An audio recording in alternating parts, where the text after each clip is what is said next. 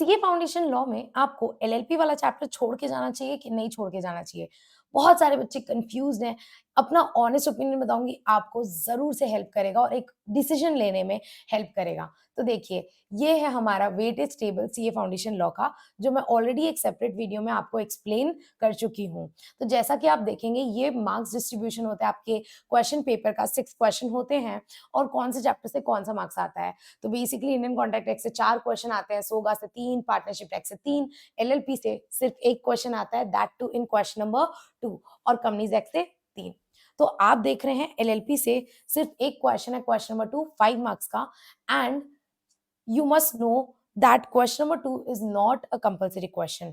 मतलब कि question number 1 जो होता है आपका सीए फाउंडेशन लॉ में, वो कंपल्सरी क्वेश्चन होता है, वो तो आपको अटेम्प्ट करना ही होता है। और क्वेश्चन नंबर 2, 3, 4, 5, 6 इन पांचों में से आप कोई 4 अटेम्प्ट कर सकते हो। मतलब ये सारे कंपल्सरी नहीं है, इन पांचों में से कोई एक क्वेश्चन आप स्किप कर सकते हो। तो आप बोलोगे, मैम अगर हम एलएलपी वाला चैप्टर पढ़ के नहीं जाएं तो हम क्या करेंगे? हम ये क्वेश्चन नंबर 2 स्किप कर देंगे और हम 3, 4, 5, 6 अटेम्प्ट कर लेंगे। Very nice strategy. बट मैं बोलूंगी, रुको जरा, सब्र करो, थोड़ा सुन भी लो। मैं आपको एक बात बोलूंगी कि एलएलपी का चैप्टर स्किप करके जाना is not a very wise decision and I prove this why.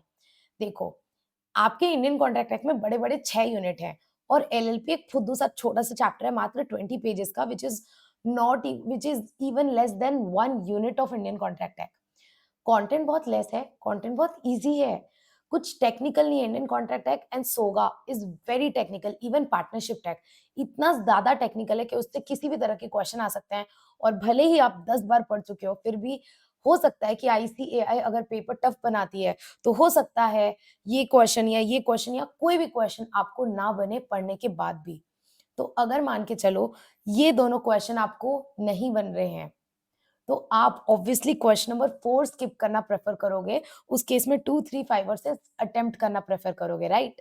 But अगर मान के चलो आपने एलएलपी भी नहीं पढ़ा, तब तो आप फँस जाओगे ना। तब तो आपके ये 5 मार्क्स भी गए और ये दोनों क्वेश्चन भी नहीं आप आते हैं आपको, ये भी गए आपके। तो इसीलिए आप एलएलपी अगर छोड़ के चल जाते हो, तो आप बंध जाओगे कि आपको क्वेश्चन नंबर 2 ही स्किप करना पड़ेगा और बाकी सारे क्वेश्चन आपको आने चाहिए। व्हाट इफ आपको कोई और क्वेश्चन नहीं बन रहा है, आप उस क्वेश्चन को नहीं छोड़ पाओगे। सो दैट्स व्हाई एलएलपी, अब मैम एलएलपी को क्यों टाइम दें? टाइम देने की ज़रूरत ही नहीं है। It is hardly a 1 hour chapter. अगर आप उसको आधी 1 घंटा भी पढ़ लोगे, तो भी आपका एलएलपी हो जाएगा। आधी 1 घंटा तो आप इंस्टाग्राम स्क्रॉल करके या फ्रेंड से बात करके कॉल पे टाइम वेस्ट कर देते हो फैमिली के साथ बैठ के। उसकी जगह मैं आपको बोलूँगी, आप एलएलपी पढ़ के जाओ, एलएलपी छोड़ के मत जाओ। और ऊपर से एलएलपी में अमेंडमेंट आया है, तो हो सकता है क्वेश्चन आए ही, एलएलपी से क्वेश्चन तो आएगा। और एलएलपी का क्वेश्चन आप पिछले सारे पीवाईक्यू उठा के देख लो, एलएलपी का जो क्वेश्चन आता है वो डायरेक्ट क्वेश्चन होता है। आपको पता है लॉ में 2 तरह के क्वेश्चन होते हैं, एक डायरेक्ट, एक केस लॉ वाला। सोगा पार्टनरशिप इंडियन कॉन्ट्रैक्ट एक्ट से बहुत टेक्निकल केस लॉज आते हैं कि आपका दिमाग फिर जाएगा और हो सकता है कि आप कंफ्यूज हो जाओ, मुझे नहीं आता सही आंसर क्या है, पता नहीं। लेकिन जो एलएलपी है ना, उससे जो क्वेश्चन आता है ना, वो हमेशा डायरेक्ट क्वेश्चन आता है।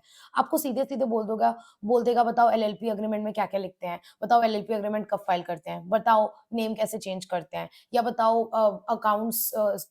Statement of accounts and solvency कितने दिनों के अंदर फाइल करना होता है? लाइक डायरेक्ट क्वेश्चन पूछेगा आपको। और अगर आप एलएलपी पढ़े हो ना, एक बार रीड भी किए हो ना, तो भी आपको एलएलपी का क्वेश्चन डैम श्योर बन जाएगा। आई एम प्रिटी श्योर आपको एलएलपी का क्वेश्चन बन जाएगा।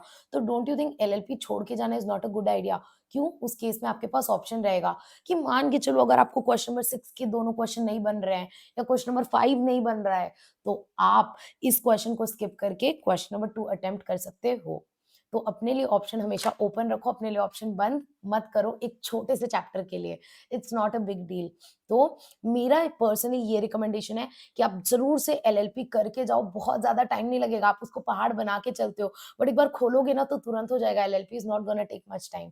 इंडियन कॉन्ट्रैक्ट एक्ट में जितना टाइम लगेगा ना, उसका आधा का आधा का आधा का आधा का आधा टाइम भी नहीं लगेगा एलएलपी में।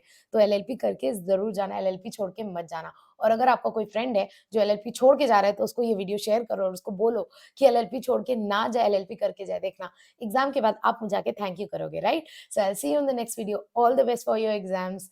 Keep learning because the more you learn, the more you grow and the more you grow, the more you achieve. Take care. Bye bye.